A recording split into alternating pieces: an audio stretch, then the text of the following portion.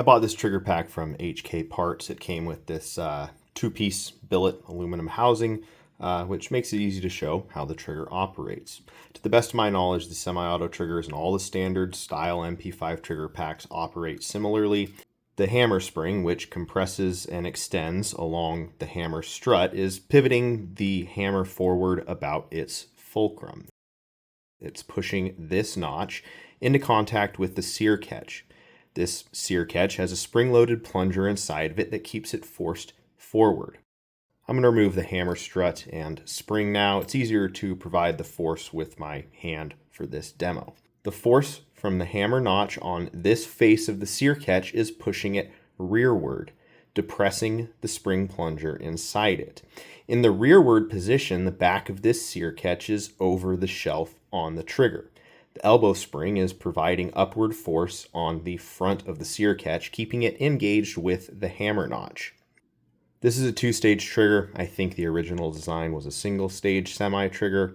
Pulling through the first stage, the take-up brings the trigger shelf into contact with the rear of the sear catch.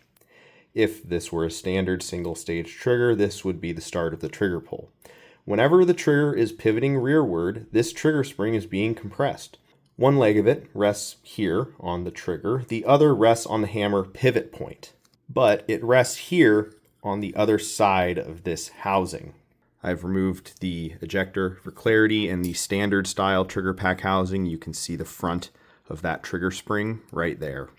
I'm going to remove this spring now. It's liable to shoot off into oblivion. I've already lost it once.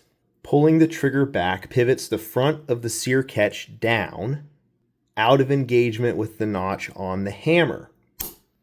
It releases and it swings forward with force from the compressed hammer spring, striking the firing pin and igniting the round. Did you notice what happened when I released the hammer? The plunger and spring inside that sear catch pushed it forward, out of engagement with the shelf at the back of the trigger.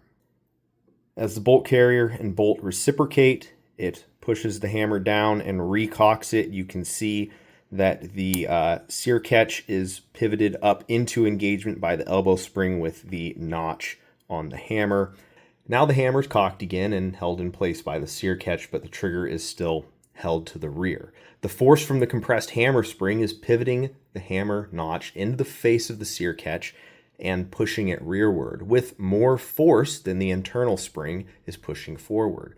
When we let our finger off the trigger, the shelf comes down and it clears the tail of the sear catch.